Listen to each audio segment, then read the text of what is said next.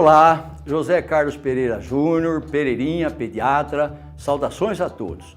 Uma observação minha de longa data é como a mamãe e o papai têm dúvidas sobre como cuidar do bebê querido que agora recebeu alta na maternidade.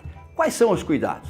Então vamos conversar, explicar aspectos importantes para o bem-estar do bebê, tópico por tópico, viu? Falaremos de algumas coisas importantes. 1. A posição correta para o bebê dormir é de barriga para cima, isto é, posição supina. Muito sério isso, não se põe o bebê de bruços, de lado, quer direito, quer esquerdo. A posição supina é a única correta, é a que minimiza ao extremo a tão trágica morte súbita no berço. Inesperada, pois a criança não apresentava qualquer problema que se acreditasse grave para tal extrema fatalidade. Eu assusto? Sim, eu assusto. Mas é imperioso tratarmos de assunto tão sério e enfatizar a importância de se dormir de barriga para cima.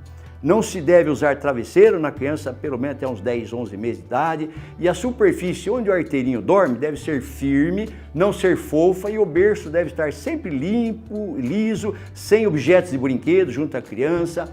Agasalhar o filhinho ou filhinha de acordo com o clima, não usar lençóis ou cobertores, e os braços da criança devem estar livres para se movimentar à vontade. É absolutamente contraindicado enxarutar o bebê com um lençol. Vamos ao tópico 2. Quase que inevitavelmente, em toda criança de pais de primeira viagem que examino, constato que ela está agasalhada demais. Entende-se, agasalhar é proteger. E como os pais amam seu bebê, o agasalham demais. Agasalhar é proteger, ama, agasalha demais. Realmente, com frequência, tiro a temperatura do bebê, da criancinha, e verifico temperaturas elevadas. Está com febre? Pergunta assustada a mãe. Não, não está. É temperatura do excesso de roupa. Aliviamos os agasalhos e em 10 ou 15 minutos a temperatura volta ao normal. Para avaliarmos a temperatura do bebê, devemos pôr a mão espalmada sobre grande superfície corpórea. Peito, costas, barriga, lumbago.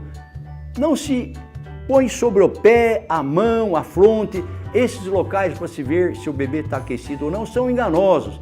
Pode até o bebê estar com frio e sua mãozinha estar quente e vice-versa. Os recém-nascidos precisam de um pouco mais de roupa que nós adultos. Sim, mas não muito mais roupas. Temperatura do dia em 24 graus centígrados é do agrado dos bebês. E à medida que se eleva a temperatura, devemos entender que eles, tanto quanto nós, começam a sentir calor. Temperaturas de 28 graus ou mais exigem bem menos roupas. E o dia a mais de 30 graus, quase que todos os bebês podem ficar apenas com fralda. Bebê muito agasalhado embarca em um sono muito letárgico. Demora para acordar, demora para mamar, chora, parecendo que tem cólica, e diz o ditado que cólica piora com o frio, então a esparrela pode ser pior.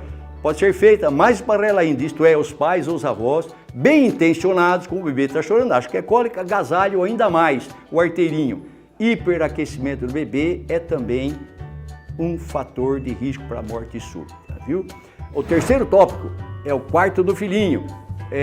De preferência, o quarto do garotinho deve ser junto aos pais, o mesmo quarto dos pais, até os 6 meses de idade. Deve ser bem arejado, com brisas internas, nunca fechar completamente a porta e vidraças, pois se deve permitir que a boa ventilação leve para longe o CO2 que a criança exalou. É fundamental que a criança não reinale o CO2. Isso é também importante para a prevenção da morte súbita no berço. Assusta os pais? Sim, assusto, mas é com a mais legítima das boas intenções, a prevenção, a precaução. É extremamente rara essa condição, mas eu devo assustar sim. Mas, por favor, tranquilidade, pois esses 3 tópicos que até agora mencionamos são centrais, praticamente os decisivos para a saúde do arteirinho. Falemos um pouco agora de generalidades.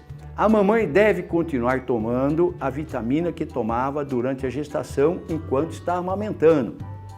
A mamãe pode comer o que quiser, o que costumava comer anteriormente à vinda do bebê. Há muito tabu quanto a esse ou aquele alimento fazer mal ao bebê. Feijão faz mal, dá cólicas, etc, etc. Se o bebê tiver cólica, não se deve isso ao que a mamãe come. Nadinha, nadinha. A mamãe precisa comer bem. E se come bem, quando se come aquilo que se mais gosta. O mais sério e danoso tabu é quanto ao leite.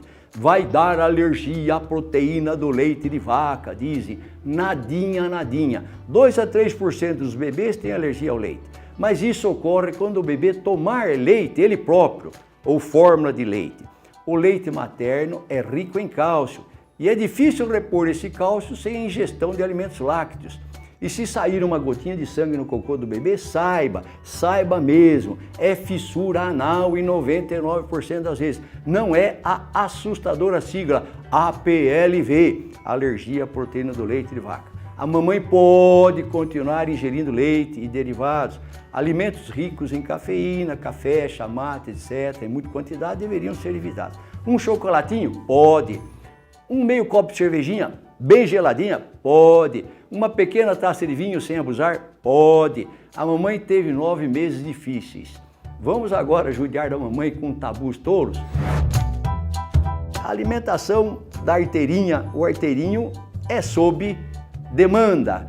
E se a mamãe tem dificuldades com a amamentação, é interessante procurar ajuda profissional para se aprender a boa técnica da amamentação ao seio. E se for necessário fórmula, não esquentar a cabeça, não ficar com um sentimento de culpa. Nenhuma mamãe tem culpa por não poder alimentar seu bebê. É muito triste quando se recrimina uma mamãe porque ela não está conseguindo alimentar com o próprio seio o seu filhinho. Isso é muito triste. A mãe passa a sofrer com esse sentimento de culpa. O filhinho deve dormir durante o dia com a veneziana aberta. Sono diurno deve ser com bastante luz, natural, abundante, mas assim que anoitece, deve-se apagar a luz do quarto. Apenas uma luz do corredor ou banheiro próximo deve estar acesa para se poder ver o bebê. Não há necessidade de escuridão total, mas à noite o bebê precisa estar no escurinho para que o ritmo circadiano logo se estabeleça, né? Nos 3 primeiros dias, a criança não urina muito, mas após, estando bem alimentada, ela urina bastante, as fraldas vêm bem carregadas. Mas se houver dúvidas quanto à nutrição do recém-nascido, deve-se pesar a criança, pois a evolução do peso, se boa, é a certeza definitiva de que ele está bem alimentado. Se o bebê funga o narizinho, parece que o nariz está um pouco tampado, agora ele respira com a boquinha fechada, não instilar soro fisiológico no nariz do bebê, somente piora. Não é ranho que o bebê tem e que precisa ser lavado. Insisto, não lavar o nariz do bebê. Esse probleminha é banal e não necessita de soro fisiológico. Chama-se em inglês isso de Stuffed Nose Syndrome.